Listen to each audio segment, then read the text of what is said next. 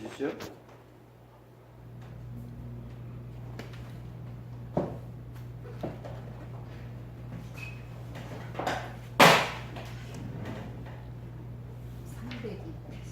삼백 302페이지.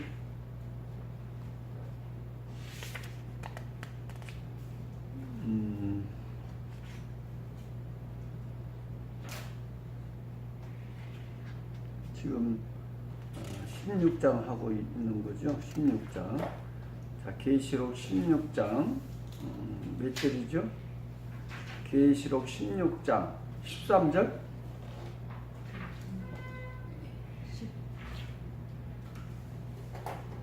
11절, 12절, 네? 12절 하려고 하다가 12절 301페이지 성경의 노드맵 301페이지 계시록 16장 12절 말씀 본문 말씀 읽겠습니다. 시작. 또 여섯째가 그 대접을 큰 강 유브라데의 수둠에 강물이 말라서 동방에서 온 왕들의 길이 예비되더라. 네, 여기 동방의 왕이 누구냐? 예,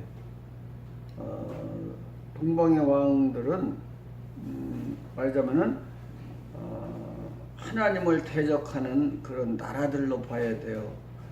전쟁을 하기 위해서 오기 때문에. 왜냐하면 이 사람들은 마지막 아마겟돈 전쟁을 준비하는 자들이기 때문에 하나님을 대적하는 나라들, 사람들로 부른 것이 정석입니다. 구체적으로 어떤 나라냐? 그것은 우리가 알 수 없는 일이죠. 자, 해석 봅시다. 시작. 유브라데의 수둠에 바벨론이 자리 잡고 있던 강이다. 그곳에서 3차 세계 대전이 있었고 강물이 마른 그곳에 왕들이 모인다. 왕들은 적그리스도를 지지하는. 그렇죠. 그러니까 이 사람들은 왜 모이느냐? 그 목적이 뭡니까? 아마겟돈 전쟁을 하기 위해서 모이는 자들이기 때문에 하나님을 대적하는 그런 나라들이고 적그리스도를 지지하는 나라들임에 틀림없는 거죠. 자, 또 302페이지. 그 하수를 쳐서 7벌레로 나눠 신고 건너가게 하실 것이다. 신 신고 건너가게 할 것이라. 그래서 이 유브라데 강이 마른다는 것은 그들이 올 수 있는 환경의 문을 열어준다는 거예요. 이사야 11장 15절 말씀인데, 그래서 이제 최후의 전쟁을 일전을 벌리기 위해서 이제 모이는 그런 것이 이미 12절에서 여섯째 대접을 소돔에 그들이 준비하는 거예요. 이것도 재앙이에요, 일종의. 예. 그러니까 적그리스도가 나오는 것도 재앙이고 아마겟돈 전쟁을 준비하는 것도 재앙이고. 보세요. 이게 전부 다 재앙에 속하는 거기 때문에 지금 대접에 속한 것으로 지금 해석이 되고 진행이 되는 거예요. 자, 13절. 또 내가 몸에 개구리 같은 새 더러운 영이 용의 입과 짐승의 입과 거짓 선지자의 입에서 나오니. 예, 그러니까 개구리 같은 새 더러운 영이, 이 귀신의 영이잖아요. 그래서 600원 용에 해당되고 이건 사탄이고, 자 60원 누구한테 해당된다고 그랬어요? 짐승 적그리스도. 짐승은 누구? 적그리스도. 예, 보세요. 또 6은 거짓 선지자. 이 악의 3세력이 지금 다 무슨 영을 전해요? 입에서 무슨 영이 나와요? 개구리 같은 더러운 영. 예. 새 더러운 영. 더러운 영은 귀신의 영이에요. 귀신의 영. 귀신의 영이 나온다는 거예요. 사탄의 영. 보세요. 그러니까 용과 적소와 거짓 선지자 입에서 뭐가 나와요? 귀신의 영. 그러니까 많은 영혼들을 미혹시키는 능력을 가지고 나오는 거예요. 그러니까 전 3년 반이라는 기간은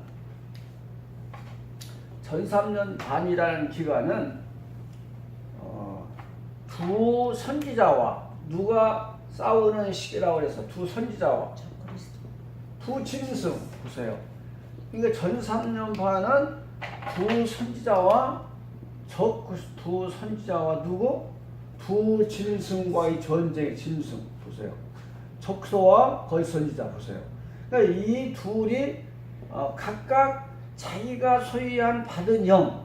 자, 두 선지자는 무슨 영을 전해요? 무슨 영? 두 선지자는 하나님의 영. 그렇죠. 하나님의 영, 하나님의 인을 전해. 그리고 두 짐승은 무슨 인을 전해요? 사탄의 인, 사탄의 영을 전하는 거예요. 보세요. 왜? 하나님의 인 받은 자들은 알곡이 되고, 그렇죠? 사탄의 영을 받은 사람들은 뭐가 됩니까? 쭉정이와 가라지가 되는 거예요. 두 무리가 나오는 거예요. 쭉정이와 가라지. 예. 쭉정이는 믿다가 타락하는 자, 가라지는 원래 불신자들, 하나님을 몰랐던 자들. 이것이 지금 7년태 환란의 목적이에요. 7년태 환란의 목적은 하나님의 인을 쳐가지고 하나님의 백성을 만들고, 두 짐승은 사탄의 인을 쳐가지고 쭉정이와 알곡을 만드는 작업, 사역이 전 3년 반의 사역이에요. 이것이 없이는 절대 예수님 오실 수가 없는 거예요. 이미 전 3년 반에 두 무리로 갈라버리는 거예요. 이 사역이 있어야 예수님 오시는 거예요. 이 사역이 없이 예수님 오실 수가 없는 거란 말이죠. 그러니까 오늘날 그 많은 사람들이 계시록을 전하지만은 복음이 없어요. 복음이. 구원 사역이 없어요. 구원 사역. 단지 어떤 환란이 온다, 어떤 사건이 일어난다, 이것만 전해요. 환란과 사건이 이게 무슨 소용이 있어요? 이게 이것만 가리키면은 여기 복음이 없는 거예요. 복음이. 그러니까 이 계시록이라고 하는 책은 성경의 마지막 결론이고, 성경의 마지막 결론. 그렇죠? 또 뭐예요? 신약의 종말이고, 인간의 종말이고, 우주의 종말이고, 역사의 종말이고, 이 모든 사건을 기록한 책이란 말이지. 이게 계시록이 단지 예수님이 오신다는 것만 기록한 책이 아니에요. 이거는 재림을 넘어서 천국까지 기록한, 천국까지 보세요. 재림을 넘어, 그러니까 우주의 종말까지 다 기록한 것이 계시록이에요. 재림 때 구원 사건, 심판 사건뿐만 아니라 천국까지의 그 일정을 세밀하게 기록한 것이 계시록의 위치를 모르면 이건 헛수고입니다. 이 D.L. 무디라는 부흥사 목사님은 뭐라고 그랬어요? 성경은 우리들에게 정보를 계시해주고 제공하는 책이 아니다. 성경은 무슨 책이에요? 단지 정보를 제공하는 책이 아니라 우리를 변화시켜주는, 구원시켜주는, 보세요. 변화시키고 구원시키는 책이다. 구원시켜주는 책을 보세요. 그러니까 이 구원의 사역을 전하지 않고 복음을 전하지 않으면은 이 계시록과는 전혀 상관없는 말씀을 전하는 거예요. 보세요. 그러니까 지금 두 짐승의 사역이 뭐냐, 두 선지자의 사역이 뭐냐, 이것을 정확하게 지금 가르쳐주고 있단 말이죠. 이것을 안 전하면 소용없는 거예요.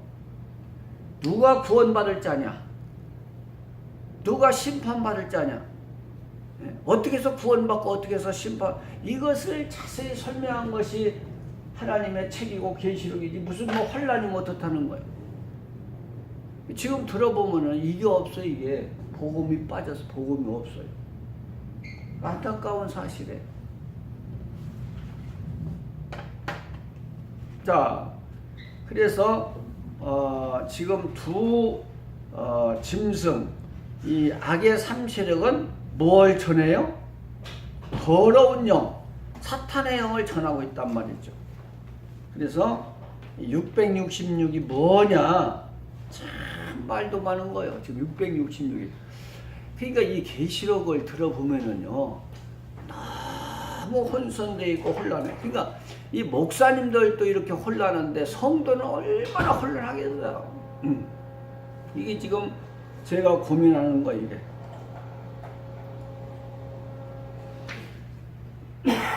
목사님들도 이렇게 혼란한데 일반 성도님들은 얼마나 혼란하겠냔 말이죠, 이게.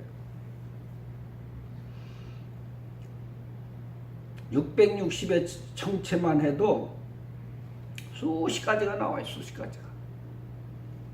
자, 그래서 1번 한번 1번 한번 보겠습니다. 1번. 악의 세 가지 세력 666의 실체를 네. 보여준다. 악의 세 가지 세력 계속해서 말씀하시잖아요. 용과 짐승과 거짓 선자의 입에서 나오는 그 더러운 영이 뭐냐? 사탄의 영 아닙니까? 자, 격번.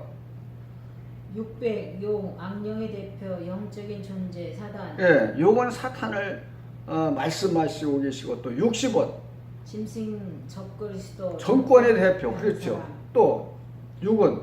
거짓 선지자 교권의 대표. 그러니까 항상 자, 소림 때도 정권과 교권이 합해가지고 누구를 죽여요? 예수 그리스도. 예수님을 죽인 거요. 정권은 빌라도, 로마를 대표하는 빌라도, 교권은 누구요? 이스라엘 민족, 응? 대제사장들과 그 서기관들, 율법사 이런 사람들, 사두개인들 전부 다 이들이 교권을 가지고 예수. 그러니까 항상 나라를 지배하려면은요, 세상을 지배하려면은 이 무력과 종교를 가져야만이 지배할 수 있는 거예요. 그 정권은 무력 아닙니까? 힘. 그리고 교권은 종교. 그러니까 힘으로 지배를 다 못하는 거예요. 힘만 가지고는. 정신세계는 종교가 지배하는 것이지. 그래서 이 두 세력이 항상 하나님을 대적하고 나오고, 재림 때도 이 두 무리, 정권 적그도가 나오고 교권 거짓 선지자가 나와가지고 합수해가지고 예수님을 죽이는 거에 또 핍박하는 거예요. 보세요. 얼마나 정확합니까? 그러니까 초림을 알아야 재림도 아는 거예요. 가봐요. 사도행전 가보면은 사도행전 4장인가 가봅시다. 사도행전 4장 27절인가? 사도행전 4장 27절에 가봐요. 누가 합세해가지고 예수님을 죽였는가? 초림 때도. 재림 때도 똑같아요, 원리가. 또 정권과 교권이 합세해가지고 또 재림 예수를 죽이는 거예요. 핍박하는 거예요. 자, 사도행전 4장 27절 시작. 과연 헤롯과 본디오 빌라도는 이방인과 이걸 뭘 가지고 나오는 거예요? 정권을 가지고 나오잖아요. 헤롯과 본디오 빌라도 정권, 또 이스라엘 백성과 그래서 이스라엘은 교권을 가지고 나온 자들로서 거짓 선지자가 되는 거죠. 여기서 백성과 합동하여 하나님의 기름 부은 거룩하신 종 예수를 거스려 죽였단 말이에요. 보세요. 재림 때도 마찬가지죠. 그래서 계속해서 성경은 계시록은 말씀하시잖아요. 두 짐승이 사역을 한다. 무슨 사역이냐? 미혹의 영을 친다. 사탄의 인을 친다 이거예요. 미혹시키는 사역을 가지고 나온단 말이죠. 이게 성경이 이걸 가르쳐야 돼. 이거 안 가르치면 뭘 가르칩니까? 아무리 미사오구를 동원해서 설명해도 그건 헛수고예요. 헛수고입니다. 그러니까 두 선자의 사역과 두 짐승의 사역을 이렇게 자세하게 설명해 놓으셨는데 그 핵심을 잊어버리고 다른 걸 가르치면은 하나님이 기뻐하시지 않는 거예요. 계시록을 모르는 사람 얘기잖아요. 그래서 이 계시록은 참 오묘한 책이에요.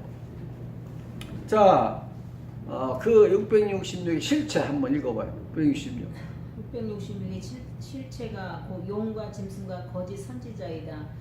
666은 외적으로는 짐승의 표이지만 그 실체는 사단의 영을 그렇죠. 666이라는 것은 이제 후 3년 반에 가서 계시록 13장에 나오잖아요. 매매를 못하게 매매.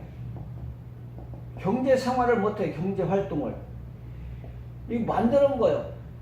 짐승 우상을 섬겨야 경제 활동을 하도록 해서 우상을 만들어 놓고 절하게 하잖아요. 그래야 경제 활동을 하게.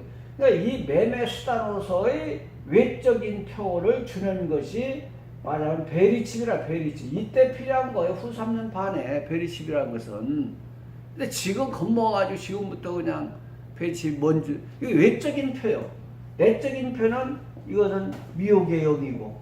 그러니까 미혹의 영을 받은 사람이 짐승표를 받는 것이지. 예? 미혹의 이 짐승표를 받은 사람이 미혹의 영을 받은 게 아니에요. 미혹의 영을 받은 사람들에게 주는 표지. 자, 가인이 먼저 가인의 표를 살인의 표를 받았어요. 살인이 먼저요. 살인이 먼저잖아요. 원인. 미혹의 영을 받았다는 원인. 그 결과로 짐승표를 받는 것이지. 그러니까 이 가인을 알아야 돼. 가인도 똑같은 표 아닙니까? 살인표, 미혹의 표, 사단의 표. 가인도 살인을 한 원인 때문에 그 표를 받은 것이지 표를 받고 살인을 했습니까? 여기서 많은 분들이 혼란을 일으켜가지고 베리십 때문에 지금 두려워하고 혼란을 일으키잖아요. 후 3년 반에 가서 해당되는 거예요. 베리칩은 짐승표라는 것은. 자, 그래서 그 짐승표의 실체는 영이에요. 영. 귀신이 영 받은 것이 두렵지. 이 짐승표는 후 3년 반에 필요한 것이기 때문에 그것도 물론 두려움의 대상이지만 그건 나중 일이에요. 나중 일. 자, 가봅시다. 개구리. 개구리 성령은 비둘기로 상징한 반면 마귀는 개구리로. 응? 아니 개구리 같은 더러운. 666은 외적으로는 짐승의 표이지만 그 실체는 사단의 영을 받는 것이 그렇죠. 또 개구리 같은 더러운 귀신 사단의 영이 내적인 짐승. 그러니까 귀신의 영을 받는 것이 원인의 원인. 그게 무서운 거예요. 미혹받은. 그래서 데살로니가후서 2장 10절, 11절, 12절이 그것이 심판의 대상자는 누구냐? 3단계가 나오잖아요. 자, 데살로니가후서 그 2장 10절 보면은 뭐가 없어서 구원을 못 받아요? 진리의 사랑을 받지 못해서 구원이 없어. 그러니까 진리의 사랑을 받아야 구원이 있다는 말씀이죠. 그러니까 진리가 없는 자는 하나님이 뭘 넣어줘요? 11절에 미혹의 영을 넣어줘버려 하나님이. 진리가 없는 자들에게. 그러니까 그 사람들은 왜 넣어주는 거예요? 거짓 것을 믿게 해서 심판의 대상을 삼고자 유혹을 넣어준다고 했죠. 이게 심판받을 받는 자의 3단계예요. 3단계. 아무나 심판도 안 하세요. 미혹받은 자를 심판하지 진리 있는 자를 왜 심판합니까? 보세요. 이게 미혹의 영을, 이게 제가 항상 그러잖아요. 21세기는 미혹과의 전쟁이다. 미혹받으면 끝나는 거. 이제 재림 때는 이제 행위 언약이기 때문에 다시 회개가 없어요. 에덴 동산에서 주어졌던 그 행위 언약이 똑같이 주어져요. 그래서 이 행위 언약을 지키면 회복된 에덴 천년 시대를 들어가고 못 지키면은 영원히 영벌에 처하게 된단 말이에요. 이게 지금 마지막 시대의 법이에요. 에덴 동산에서 주었던 법이 다시 주어져야 돼요. 그러니까 우리는 하나님의 법이 없이는 말씀은 절대 회복이 안 되는 거예요. 이거 법에 대해서 연구를 해야 돼요. 그냥 회복이 아무렇게 됩니까? 입법자이신 하나님만이 개혁을 시킬 수 있는 거예요. 개혁, 그 법을. 다른 사람을 개혁할 수 있는 자격이 없는 거예요. 무슨 피조물이 법을 개혁합니까? 자, 그래서 이 사단의 영이 내적인 짐승표란 말이죠. 또 읽어봐요. 666은 악의 세력이 주체를 상징한 것이죠. 그러니까 666은 그 악의 세력의 실체를 상징하는 것이지, 또 666이 무슨 어떤 권세가 있는 게 아니잖아요. 그 실체를 지금 상징적으로 보여준 것이지. 그러니까 하나님은 상징적으로 표현을, 암호로, 기호로 표현을 해서 상당한 예언을 하셨어요. 이걸 풀어내는 거예요. 이걸 칼 야스퍼스가 그랬잖아요. 이 우주에는 신의 암호로 가득하다. 신비로가 그 암호를 풀어내는 것이 인간의 의무다 그랬잖아요. 성경도 마찬가지죠. 기호요, 암호. 이걸 풀어내야 돼요. 자, 2번. 개구리, 성령은 비둘기로 상징한 반면 마귀는 개구리로 상징하였다. 화사의 종교에서도 개구리는 악신의 상징이었다. 그러니까 이 지금 개구리는 어떤 데는 다산의 영도 되고 그렇게 있지만은 보통 악신을 상징해요. 화사 종교에서 악신을 상징한다고 했잖아요. 그래서 성령은 거룩한 영, 하나님의 영을 상징하고, 비둘기는 성령을 상징하고, 마귀는 개구리 영으로 상징이 된 겁니다. 자, 그 밑에 그러나 애굽에서는 그러니까 신성시되었다. 파사의 종교에서는 개구리는 악신이었지만은 애굽에서는 뭐요? 신성리, 이 부활의 신으로도, 왜? 죽었다 일어나니까 겨울 동안 잠자고. 그래서 이렇게 나라마다 다른 해석이 나오는 거예요. 자, 14절, 계시록 16장 14절 시작. 저희는 귀신의 영이라 이적을 행하여 온 천하 임금들에게 가서 하나님 곧 전능하신 이의 큰 날의 전쟁을 위하여 그들을 모으더라. 귀신의 영이라 보세요. 귀신의 영. 저희는 이 지금 666은 귀신의 영이에요. 귀신의 영. 이적을 해요. 온 천하 임금들에게 가서 하나님 곧 전능하신 이의 큰 날 전쟁을 예비해. 아마겟돈 전쟁을 예비하는 거예요. 이게 지금 후 3년 반에. 자, 귀신의 영 읽어보세요. 귀신의 영, 사단의 영의 행사를 말하는 것이다. 짐승을 지지한 왕들이 모으는 일을 하는 사단의 영이며 이적, 계시록 13장 13절로 그 귀신의 영을 받으면 안 돼요. 그래서 앞으로 재림, 지금도 마찬가지지만은 지금도 하나님께 속했느냐 사탄에 속했느냐 이걸로 다 천국과 지옥으로 갈라지지만 지금도 마찬가지죠. 아담이요 모든 사람들. 그러나 재림 때는 온 세상을, 온 지구를 이제 완전히 갈라버리는 거예요. 초수지가이기 때문에 온 세상을. 옛날에는 물론 이스라엘 민족의 그 민족적 구원도, 민족적 타락도 있었지만은 대부분 개인적인 구원 안 했습니까? 근데 이제는 재림 때는요, 노아 때와 같이 세상을 심판해. 노아 때와 같이 세상 심판 보세요. 이거는 재림 때는 온 인류에게 복음이 전파되기 때문에 세상을 딱 두 부리로 갈른다는 거예요. 이게 핵심이에요. 그러니까 하나님의 영을 받느냐 사탄의 영을 받느냐에 따라서 이제 갈라지는 거예요. 천년세를 들어가서 천국 가느냐 아니면 지옥 가느냐 이걸로 갈라지는 거예요. 이것이 추수기간이고 7년 대환란의 목적이고 사역이라는 말이죠. 자, 303페이지 지금 계시록 16장 15절 본문 말씀 시작.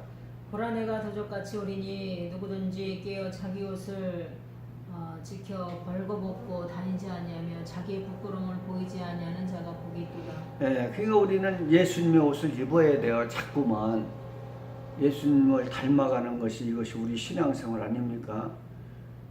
자기 옷을 지켜 믿음을 지키라는 거요. 자, 도적같이라는 말이 무슨 말이라고 도적같이? 네? 도적같이 오신다는 말이 무슨 말씀이라고 그랬어요? 무서운 재앙이 온다. 그러니까 도적같이 오신다고 하니까 절대 예수님 오시는 거 모른다고 하는 사람들이 많아요. 도적같이 오시는데 어떻게 아느냐? 네? 또 마태복음 24장 36절에서 재림 때는 예수님도 모른다고 했어요.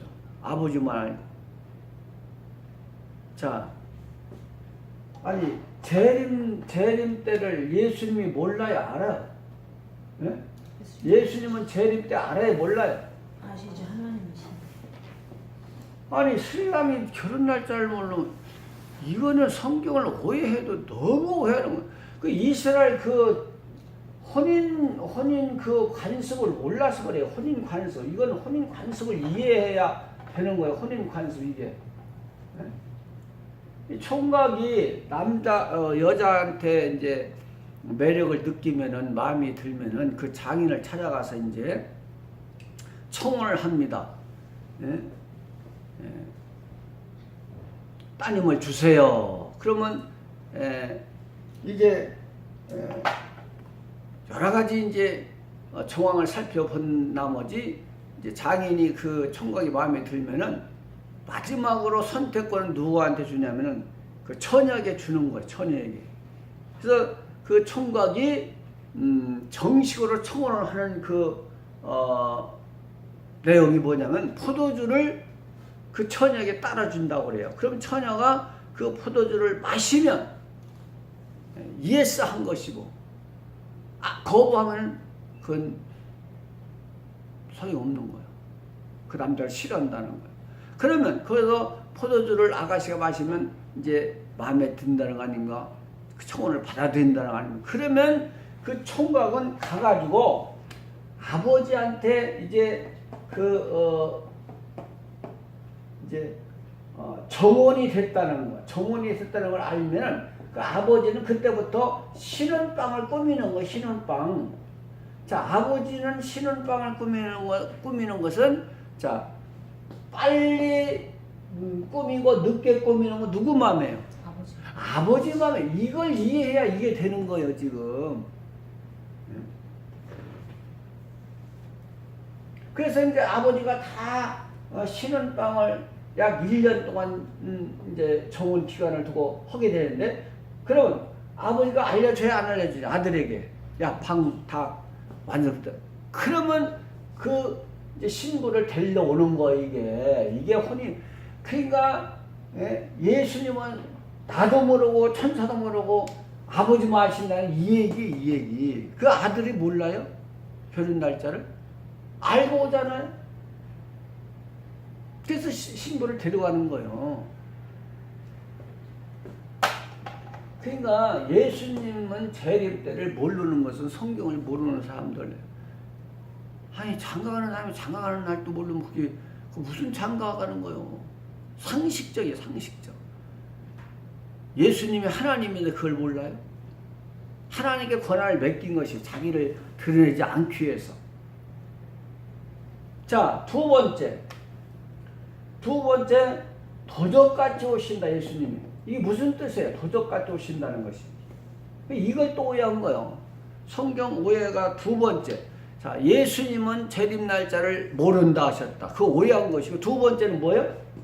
도적같이 오시는데 우리가 어떻게 하냐? 또 이걸 오해한 거예요. 자, 노아 때는 홍수가 도적같이 왔어요? 오지 못했어요? 홍수가 도적같이 왔어요? 오지 못했어요? 응? 홍수 때 홍수가 도적같이 왔으면 노아에게 알려줬어요. 일주일 전에 벌써 일주일 전에 알려준 게 노아. 그러니까 노아는 홍수가 도적같이 임하지 못한 거야, 이게. 이걸 모르는 거야, 사람들이. 일주일 전에 알려준다고 왜 도적같이 옵니까? 홍수가. 준비 못한 자들에게는 도적같이 오는 거예요. 보세요. 그러니까 준비된 자에게는 하나님이 시즌을 알려주시는 거예요. 시즌을. 날짜는 모르지만. 노아는 정확히 날짜까지 알았잖아요. 재림 때는 그 날과 시는 모른다고 했으니까. 보세요. 그러니까 방주를 준비한 노아에게는 하나님이 알려주셨. 이게 하나님의 의무요. 가봐요. 창세기. 일주일 전에 이건 설교를 안 하시거든. 구원 받았다만 얘기하지. 구원을 어떻게 받았냐가 중요하지. 구원 받은 것도 중요하지만. 그게 재림 때도 구원을 어떻게 방주를 지어야 재림 때도 구원 받는 거 아닌가? 방주가 뭐냐? 내 자신이 성전이고 방주잖아요. 내 자신을 짓는. 그게 옷을 여기서 입으라고 했잖아요. 자, 계시록 7장.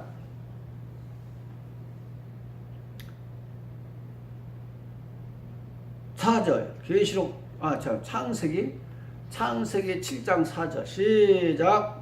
지금부터 7일이면 내가 40주야를 땅에 비를 내려 너의 짐을 보세요. 그 노아는 지금 홍수가 며칠 후에 내릴 것을 알았어요? 몰랐어요? 7일. 그럼 도적같이 임했습니까? 홍수가? 알았잖아요? 그러니까 준비했느냐 못했느냐에 따라서 도적같이 오느냐 도적같이 못 오느냐가 결정되는 거예요. 그러니까 지금 그 준비 못한 자는 도적같이 임하고 준비한 노아에게는 홍수가 알게 왔단 말이죠. 이게 적용되는 거예요. 재림 때. 자, 데살로니가 전서 가봅시다. 5장 똑같은 말씀이 나와요. 데살로니가 전서 5장 1절부터 읽어봐요. 데살로니가 전서 5장 1절부터 시작. 형제들아 때와 시기에 관하여는 너희에게 쓸 것이 없음은 주의 날이 밤에 도적같이 이를 줄 너희 자신이 자세히 알리라. 자, 여기는 뭐라고 되어 있어요? 도적같이 때와 시기에 관하여는 너희에게 쓸 것이 없으면 주의 날이 어떻게 밤에 도적같이 이를 줄 너희 자신이. 여기는 지금 1절부터 3절까지는요 불신자들에게 말씀하시는 거예요. 불신자는 이렇게 도적같이 임한다. 이걸 지금 말씀하시는 거예요. 그러니까 데살로니가 전서는 종말론을 기록한 서신이 아닙니까? 종말론. 예. 그래서 지금 여기에서 밤에 도적같이 임한다는 것은 불신자들이 임하는 주의 날입니다. 자, 3절. 저희가 평안하다 안전하다 할 그때에 잉태된 여자애가 해상 고통이 이름같이 멸망이 오려니 저희에게. 자, 이들은 멸망이 호련히 임한 그들은 재림을 준비한 자요, 못한 자요? 못한 자요. 이게 지금 그러니까 1절부터 3절까지는 재림을 준비하지 못한 불신자들에게 내리는 재앙이고, 그러니까 도적같이 임해요. 재앙이 홍수가 도적같이 임한다. 근데 4절은 그렇지 않아요. 4절은 빛의 아들들은 도적같이 임하지 못한다고 해서 보세요. 자, 4절 시작. 형제들아 너희는 어두움에 있지 아니하며 그 날이 도적같이 너희에게. 이거 도적같이 임하지 못한다고 했는데 또 왜 도적같이 임한다는 거예요? 분명히 여기 도적같이 빛에 있는 자들, 말씀에 있는 자들, 재림을 준비한 자들은 도적같이 임하지 못한다고 했잖아요. 분명히. 이건 안 믿어요. 도적같이 임하는 건 믿는데 왜 도적같이 임하지 않는다고 하면 이건 못 믿냔 말이죠. 그러니까 우리가 너무 성경을 오해하고 있는 거예요. 지금 너무 오해하고 있는 거예요. 이렇게 설명이 되어 있는데도 사람들은 이것을 볼 수 없는 거예요. 그러니까 어둠에 있지 않고 빛에 있기 때문에. 자, 5절 읽어봐요. 5절. 너희는 다 빛의 아들이요 낮의 아들이라. 우리가 밤이나 어둠에 속하지 않으니. 보세요. 사탄에 속하지 아니기 때문에 하나님이 시즌을 알려주는 거예요. 시즌. 지금 늦가이다 초가이다 이렇게 날과 시는 뭘로 나오셨으니까.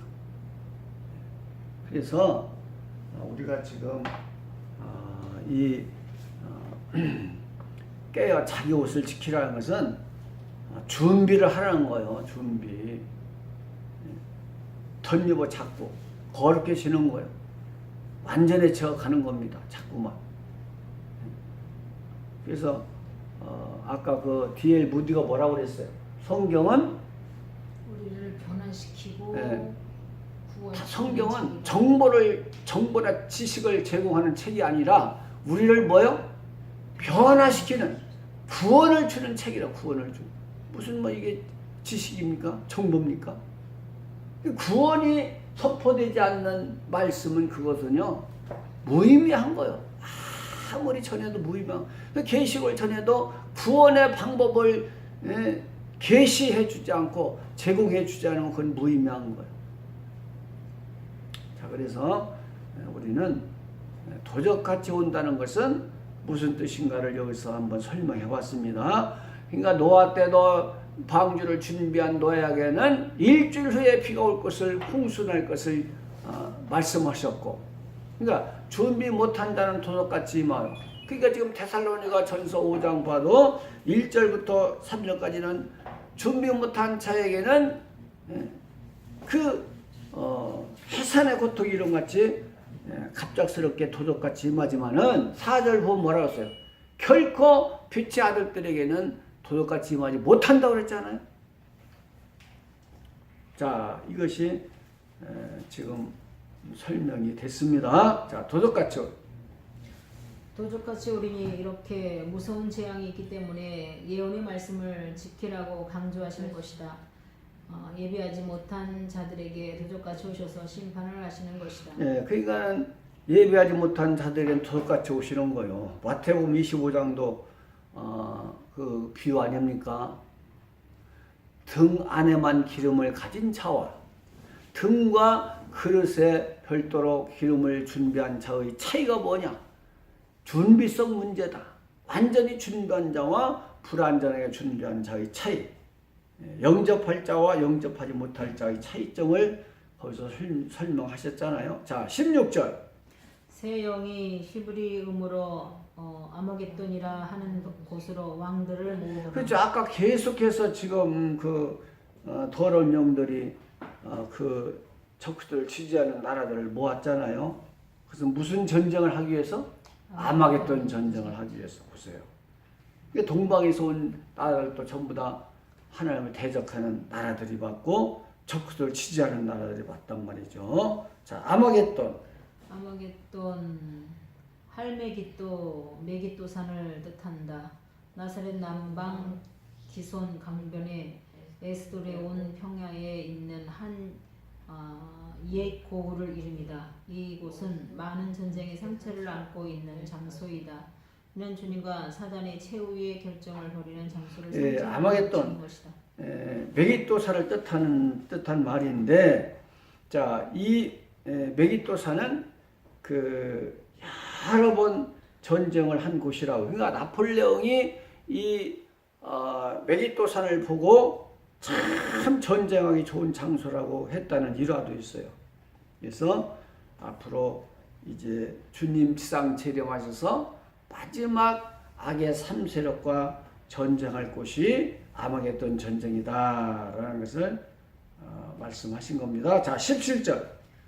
일곱째가 그 대접을 공기 가운데 쏟음에 큰 음성이 성전에서 보좌로부터 나서 가로되었다 하니. 자, 이제 공기까지 이제 그 짐승표 받은 사람들을 괴롭히는 거예요. 공기까지. 태양, 공기, 모든 자연계를 동원해서 그들을 괴롭혀요. 그게 후 3년 반에 떨어진 사람은요, 고생을 실컷 하다가 이제 지옥 가는 사람들이에요. 그러니까 후 3년 반 떨어지면 그거는요, 전무후무한 재앙을 받는 사람들이에요. 가장 비극적인 사람들입니다. 자, 1번. 공기 가운데 소돔의 마지막 남은 생의 근거인 공기마저 그들을 괴롭히는 과정. 그러니까 모든 자연계에 지금 다 재앙을 내려가지고 고통을 받는데 마지막 소망은 뭐 이 공기만 그래도 괜찮으면 좋은데 이 공기까지 하나님이 저주를 해서 재앙으로 내리니까 마지막 소망까지 끊어지는 걸 말씀하시는 겁니다. 자, 2번. 되었다. 주님은 십자가에서 다 이루었다고 구원을 선언하셨다. 그러나 본절에서는 마지막 재앙이 끝나고 주님의 재림이 임박함과 동시에 모든 준비가 완성되었음을 네, 선언하시다. 이제 아마겟돈 전쟁이 끝나면은 천년 시대가 이루어지기 때문에 다 되었다 하시는 거예요 지금. 예수님은 십자가에서 다 이루었다고 요한복음 19장 30절에 선언했잖아요. 네, 마지막 재앙이 끝나면 주님 재림하여서 아마겟돈 전쟁으로 끝나고 천년 시대가 열리기 때문에 하신 말씀이죠. 자, 304페이지 성경 읽어봐. 304페이지 계시록 6장 18절 보는 말씀 시작. 번개와 음성들과 내성이 있고 또 큰 지진이 있어 어찌 큰 사람이 땅에 있어오므로 이같이 큰 지진이 없었더라. 네, 그러니까 항상 영광에 반해서 이런 재앙이 있다고 항상 그랬잖아요. 네. 그러니까 휴거 있을 때도 지지로 많은 사람이 죽듯이 항상 하나님이 영광이 나타나면은 반사급부로 이런 재앙이 있다는 걸 보여주셨다고 했잖아요. 자, 해석 봅시다. 번개와 내성, 지진 이러한 사건들이 대부분의 하나님의 영광을 알리는 또한 영광이 임하기 전 단계의 징조로 역사에 있던 사건들이다. 계시록 4장 5절, 11장 19절 여기도 예수님의 재림을 예고하는 네, 이제 머지않아 지상 재림이 남아있기 때문에 하시기 때문에 이런 징조들이 나타나는 거죠. 자, 19절.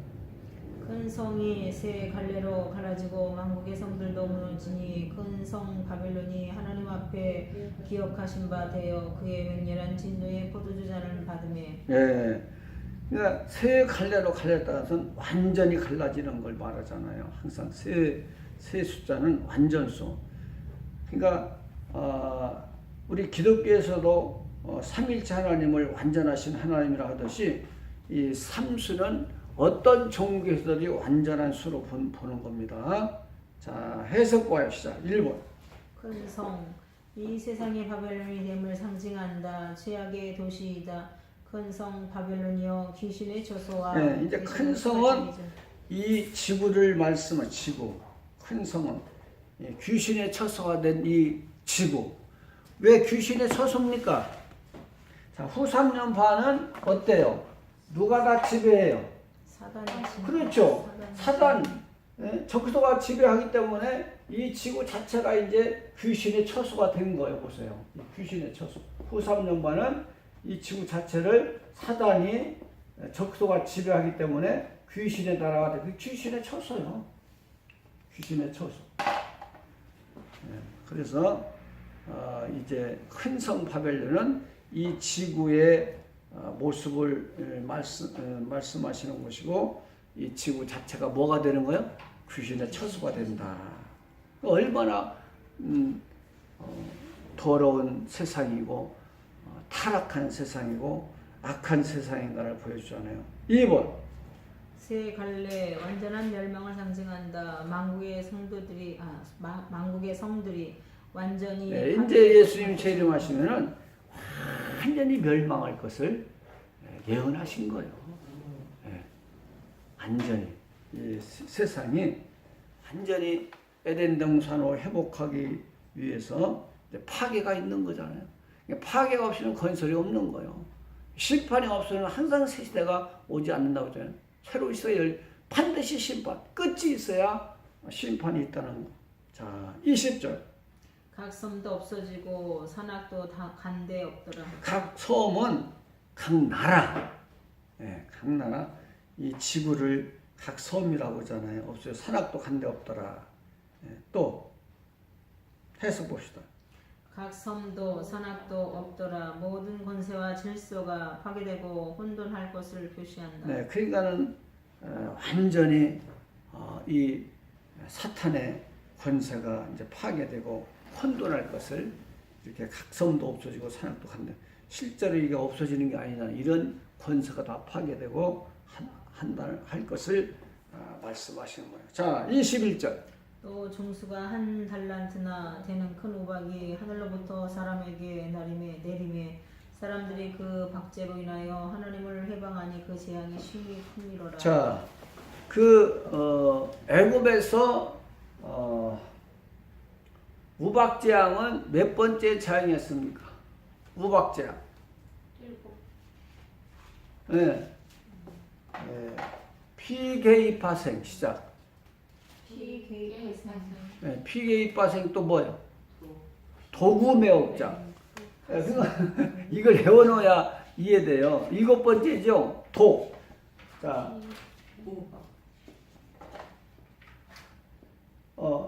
이 독종이 사람에게 났고 그 다음에 7번째 우박재앙이 쏟아졌잖아요. 도구매혹장. 그러니까 지금 마지막 재앙이 이 이제 계시록에는 뭐예요? 마지막 재앙이 우박재앙이에요. 우박재앙.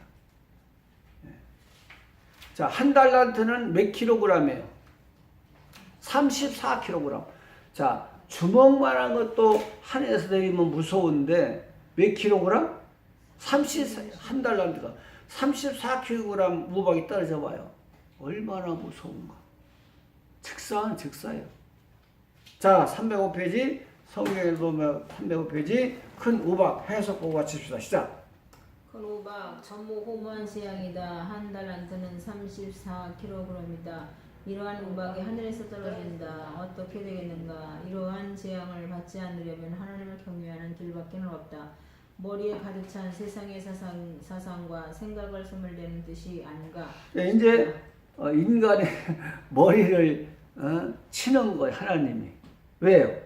온갖 세상의 그 우상과 세상 생각으로 가득했던 인간의 사상을 심판하는 거나 마찬가지 아닙니까? 머리에 가득 찬 세상의 사상과 생각, 그 우상들을 소멸하시는 하나님의 재앙으로 볼 수 있잖아요. 참 얼마나 이게 뜻이 있습니까? 마지막으로 우박쟁을 해서 너희 그 악한 사상을 내가 심판하노라 선언하시는 것 같으잖아요. 자, 참고 시작. 요한계시록 16장 16절이 아마겟돈 전쟁은 19장의 지상 재림 때 일어나. 네, 여기서 지금 준비만 했지 실제 전쟁은 몇 장에 이루어집니까? 19장에서 이루어지는 거. 예수 지상 재림 하셔야. 또 요한계시록 16장 12절에서 여섯째 대접이 쏟아지는데 이 대접은 7년 대환란 중에 후 3년 반 후반부에 쏟아진다. 하지만 이는 전쟁을 일으키기 위해 준비하는 과정일 뿐 실제 전쟁은 7년 대환란 후 예수님이 지상 재림하셔서. 그러니까 우리가 그 예수님 공중 재림하면은 이때부터 사실상 뭐가 시작된다고 그랬어요? 천년 시대. 왜? 여기 봐요. 지금 아마겟돈 전쟁도 이미 준비만 했지 실제 전쟁은 지상 재림에서 실제 일어나자는 상황으로 이렇게 미리 준비했던 것도 시작이 된다는 거예요. 이걸 보여주는 거예요. 그러니까 지금 공중 재림도 사실상 천년 시대가 시작되는 거 이때부터. 예수님도 십자가를 져야 이게 A, B, C가 구분돼야 돼. 원래는 십자가를 져야. 근데 예수님이 탄생부터 B, C, A, D로 구분되잖아. 이런 걸 보면은 이걸 이해하라는 거예요. 아마겟돈 전쟁이 있기 전에 이미 준비가 있는 것부터 시작이 된다는 거잖아요. 전쟁이. 자, 우리 쉬었다 합시다.